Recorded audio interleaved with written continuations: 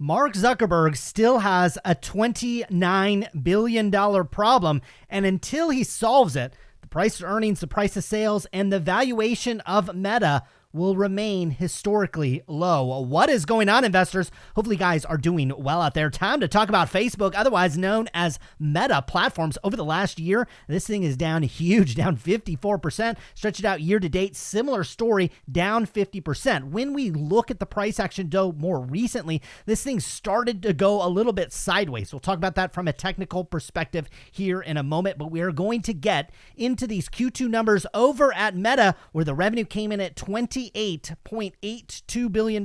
Folks, that is a decline. Yeah, a decline year over year on that revenue basis. So before you jump in the comments and say, well, the PE is this and the price to sales is that on companies that have negative growth, newsflash to all you investors out there, typically leads to a pretty low valuation. Now, the first thing that we'll look at is what we were watching for when this report came. The revenue estimate was for 28.9. I told you we came in closer to 28.8. EPS estimate was for 255. That was a 29% decline. We'll show you that in a moment. The income from operations, the EPS, the net income, that is starting to decline as well. So you have to factor that in to your valuation. If Meta's $29 billion problem stretches out another couple of quarters, if not another year or two, then that multiple, quite frankly, is likely too high. What we were watching for is, will the company guide higher than $29 billion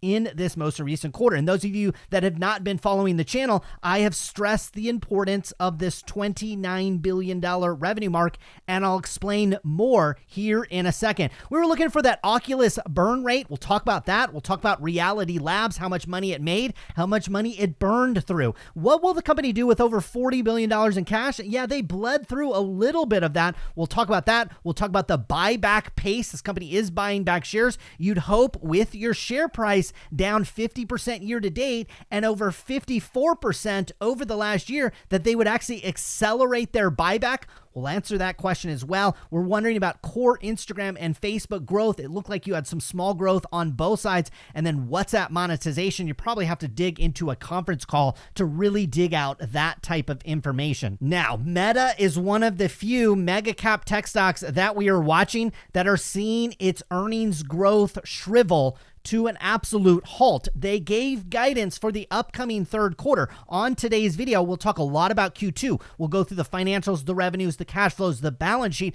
but I want to take a second and talk about how important the Q3 guidance was as well to this company. They said they're expecting $26 to $28.5 billion worth of revenue for the upcoming third quarter. I want to remind you that Wall Street was expecting a number over $30 billion, which would have represented about 4.7% growth. Again, pull up a screener of stocks. Stocks growing about 4% are not going to get a massive multiple from an earnings perspective or a sales perspective. This company was expected to grow right at 4.75%. They're likely to come underneath that. Again, likely having declines on those revenues year over year. In the most recent quarter, in Q2, the one we're talking about, we had $28.8 billion worth of revenue. That was a nearly 1% decline over the previous year, where you had $29.1 billion worth of revenue. Now, on a year over year comp, Q3 of last year was $29 billion even. Wall Street was expecting 5% growth.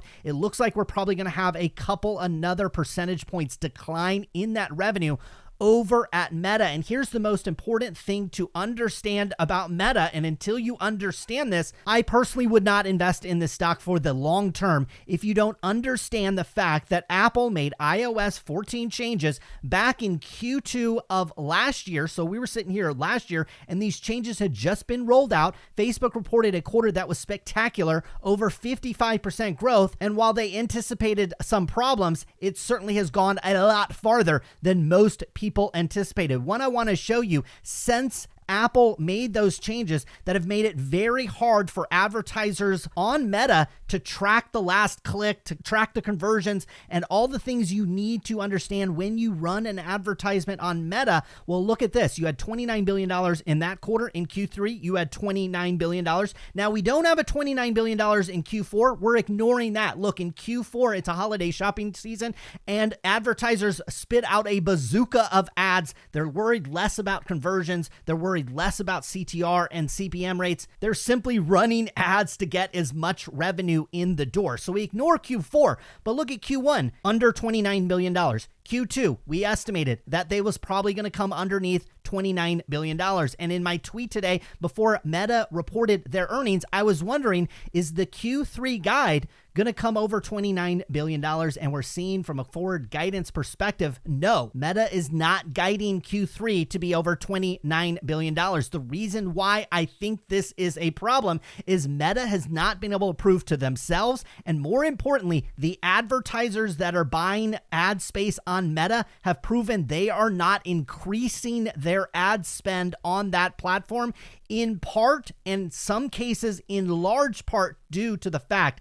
that they are not able to track the performance of those ads like they used to from users that have an Apple device. We are expecting Google Android to impose similar type of restrictions down the road, although Google, with their own online advertising business to protect, will likely not be as blunt as Apple. It's key to understand this. If you've never bought ads on Meta, if you don't understand the buying of ads and the tracking of those conversions, I would argue right now, Meta is probably not a stock for you, because the only thing that matters for Meta here and into the future, into the near future, is they get advertisers to start spending more money on the platform. And right now, the company is not guiding to that, at least in the upcoming quarter. Now, we start to have to wonder with Meta, is Q4 really going to be $36 billion or 8% growth like Wall Street is expecting? When we start looking out into Q1 and Q2 and Q3 next year,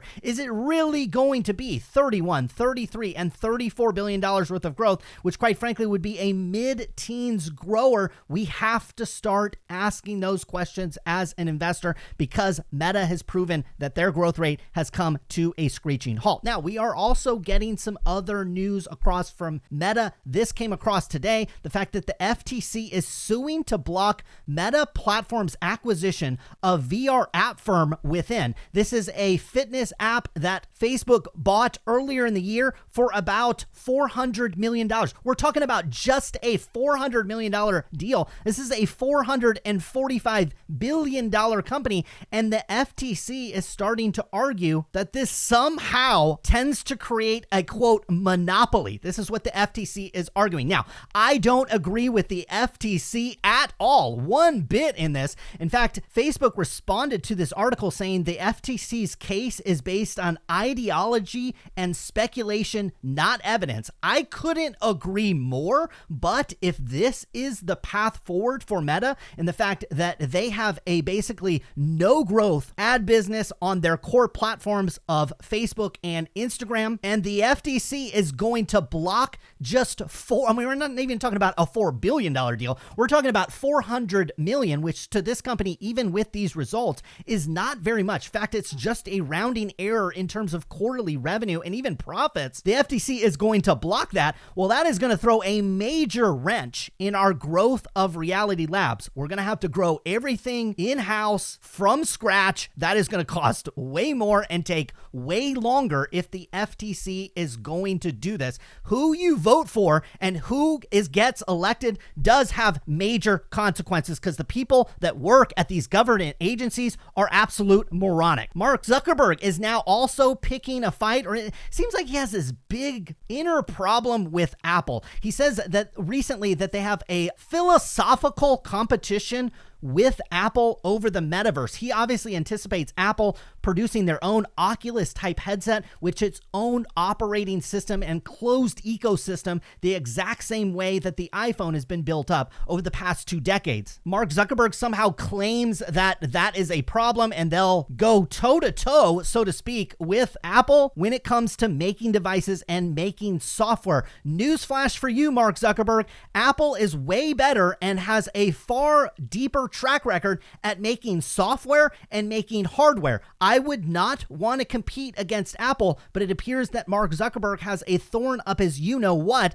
thinking he's going to compete with Apple. I think that is a losing bet. Now, let's get over here to the financials over at Meta. These are those Q2 numbers that we talked about. Here's that revenue coming in at $28.8 billion. Last year, we were right at $29 billion. We have not surpassed that $29 billion mark, and it doesn't look like we're going to do it in the upcoming quarter as well. That's a problem. So what you want to see over at Facebook is them control their costs, and they did a somewhat decent job at that, okay? In terms of the cost of revenue, obviously serving ads, pretty much all automated over at Meta. So these are the mega margins we love this company for. 28 billion minus just 5 billion leaves you just a massive amount of gross profit to spend on R&D and sales and general and administrative costs. And you see that's where some of the costs balloon. We see research and development up quite a bit, from 6 billion up to 8.6. Some of that probably has to do with Reality Labs as well. You have marketing and sales just up fractionally, okay? So when your revenue goes flat, marketing and sales going flat actually makes a lot of sense. Where we saw a more cash burn over here was on the G&A side, up $1 billion from 1.9 to 2.9. Not a lot of discipline there, quite frankly. Total costs and expenses ballooned from 16.7 to 20.5. So we take our 28.8 and we minus 20.5, and we get about $8.4 billion income from operations over at Meta in the Q2. Now, how does that compare to last year? Very negatively. In fact, we went from $12.4 billion all the way down about $4 billion to that $8.4 billion. You pay some income taxes, and it paints a pretty ugly story over at Meta. You went to net income of just $6.7 billion in the most recent quarter. You were at $10.4 billion on very similar, in fact, higher revenue. You had higher operating profits and you had higher net income. This is why when people have brought up to me correctly that the price to earnings ratio over at Meta is getting pretty low, and I keep telling you guys that that is based on earnings, which quite frankly are gone. The reason why we continue to focus on the $29 billion revenue mark in a quarter outside the fourth quarter is the fact that they are increasing their expenses and increasing their investment in Reality Labs. So if your revenue growth goes flat, your earnings are going to shrivel up. Notice on a diluted basis, it went from 361 all the way down to 246. I want to remind you that the street was expecting 255. So it has to make us wonder in the upcoming quarter, will they actually hit 256 on that EPS estimate, or will it be lower again? And then you look out in Q4 and Q1 and Q2 of next year, all of these estimates are likely to come down. And it is all based on the fact that your revenue growth has gone negative to flat over at Meta. That is why the first thing we looked for when Meta reported their earnings is the Q3 guide over $29 billion. It is not. It doesn't look like things have gotten any better for advertisers over at Meta. Now, from a balance sheet perspective, there's a lot to like here, okay? They still have plenty of cash. They burned through a little bit on buybacks, a little bit on CapEx, but nothing to be overly alarmed about. They have very few liabilities, especially from like kind of a debt perspective. In fact, they have no debt at this company. They could certainly take that on if things get really, really bad, which I don't necessarily anticipate over at Meta. We've got the 3-month, we pulled down that net income number. We talked about how it's $6.7 billion now. It was $10.4 billion next year. Folks, start looking out a couple of quarters. If we don't get over $29 billion worth of revenue and we're sitting here next year, even if we're up marginally, we get to about $30 billion worth of revenue in Q2 of 2023. What are our expenses going to be? What's our earnings per share going to be? What's our cash flow going to be, considering we're investing a ton of money into this Reality Labs? It's just some things things to think about, and it's the reason why the multiple on this stock remains relatively low compared to where it's been in the past. Now, you flow through some add backs. We got stock-based compensation. Look, that went from $2.5 billion last year when they had higher net income, higher operating profits, and higher revenues. You had $2.5 billion worth of stock-based compensation. That has ballooned to $3.3 billion. That might come under fire the longer these revenues and these earnings continue to contract over at Meta. But for right now, you get to add that back in and you get net cash provided by the operating activities. Paints an okay story, okay? From $13 billion down to about $12.2. For the full year, similar type story, very similar year over year. Look, if you want to buy a flat company from a cash flow perspective, from a revenue perspective, yeah, you can buy Meta, but I certainly wouldn't pay a large premium until they prove they can start turning these types of things around. They spent a boatload on purchase of property, plant, and equipment compared to last year, just $4.6 billion.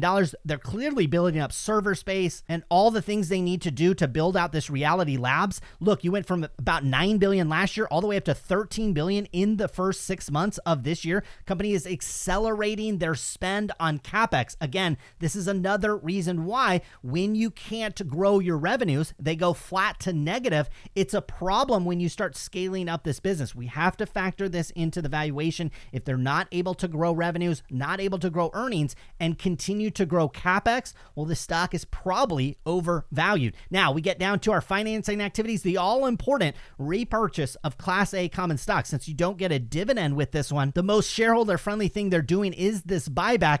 And look, last year, the stock was over 54% higher over at Meta, and they bought $7 billion worth of stock. This quarter, just $5.2 billion. And notice they bought a ton of stock back in Q1 when the stock was much, much, much higher. So I'm not sure why Facebook bought $9 billion worth of stock when these shares were over 300. And then for some reason in this quarter, they only bought about $5.2 billion. They still have over $20 billion left on this buyback. I think if you think these shares are undervalued and you're sitting there at Meta, you'd accelerate this buyback. The fact that they're not accelerating the buyback has me concerned as well. Maybe they're concerned that these estimates and this revenue growth is going to stay flat to negative for the foreseeable future. We'll see what happens there. Now, the all-important Reality Labs, we're spending a boatload of money to add to a business that already has a $28 billion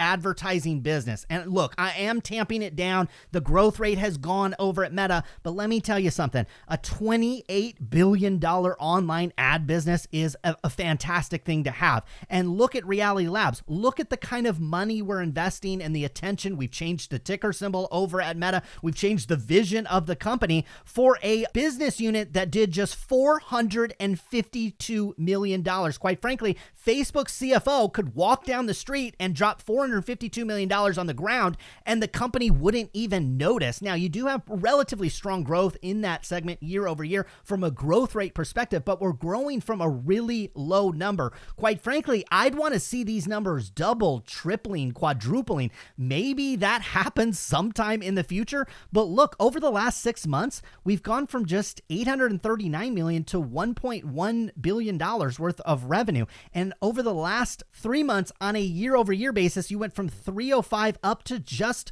452. Again, folks, this is supposed to maybe one day replace our $28 billion quarterly run rate advertising business, a business unit doing just $452 million, and quite frankly, has competition breathing down its neck that doesn't have a money problem, doesn't have a cash problem, doesn't have a revenue growth problem. Now, in terms of the income from operations, or in the case of Reality Labs, the losses over there, our $28 billion online ad business churns out $11.1 billion worth of income from operations. That is still fantastic. Now, in the context of growth, it has absolutely fallen off a cliff. We had $14.8 billion worth of income last year from our ad business. Now, again, down to 11.1. On a 6-month basis, we were at $28 billion worth of income from operations last year, now down to $22 $2 billion. This is why I have concerns about revenue not growing over at Facebook, because they are not controlling cost along with that.